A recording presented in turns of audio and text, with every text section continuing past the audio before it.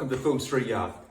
I thought for episode 3 I'd give you a brief update on where the layout is up to, what to expect and where things are going to go from here.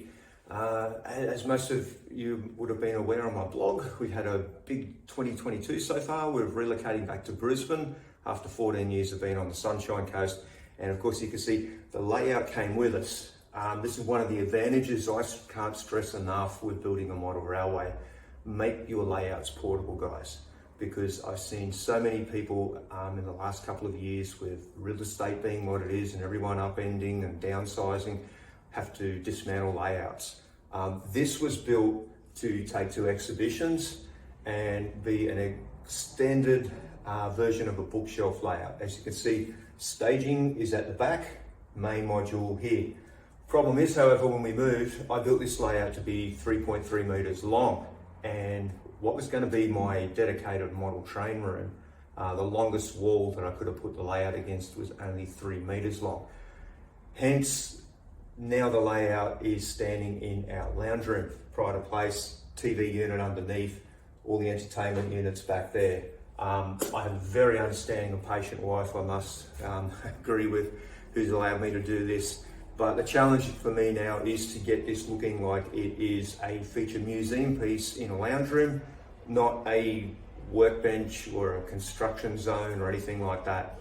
And one of the things, hitting the ground running and getting the layout up and going again, one of the priorities I had was to get everything weathered before it went back onto the layout. So there's been a lot of weathering done lately.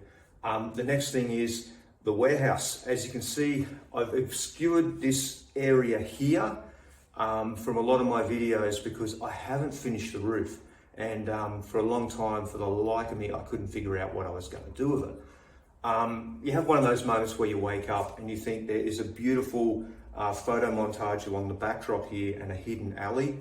It gives it a great visual for trains coming to the side of the building, but you lose sight of what happens behind the warehouse. It's just a waste of space, and it is really obscuring a key element of the layout.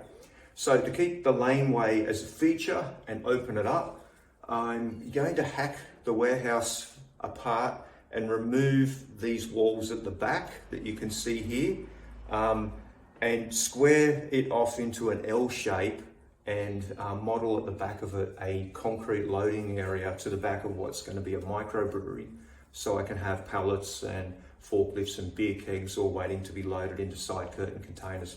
What it's going to do is reduce this wall so that it opens up the back corner of the layout, and you will get a visual of trains actually being able to be positioned in the siding there. So from a viewer's point of view, standing at the front, it's not going to look like a shelf layout where you've got this as your visual operational part of the layout, so to speak.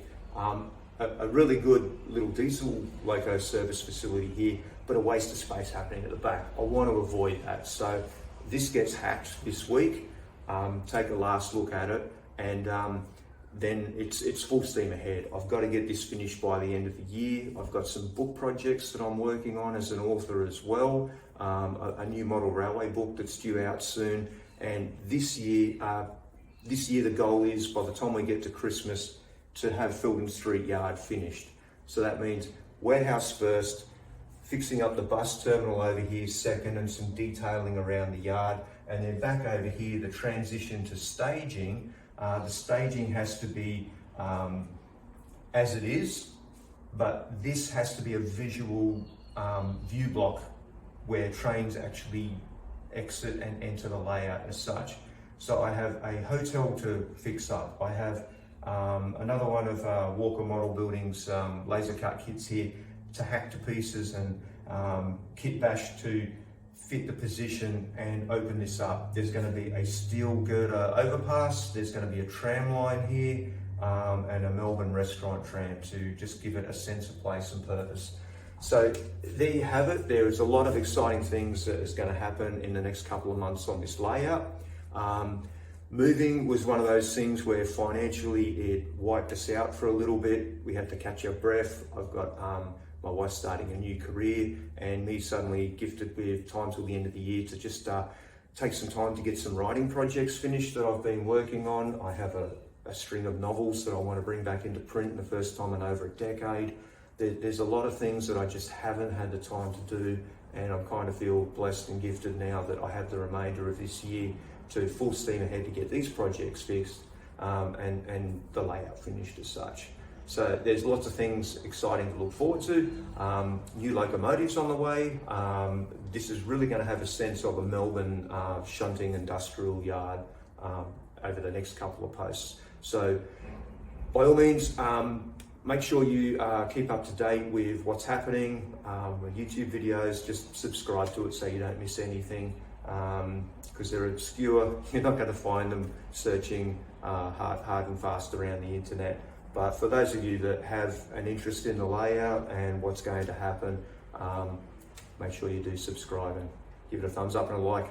I'll be back with some more operational videos, some new locos that are going to hit the tracks running.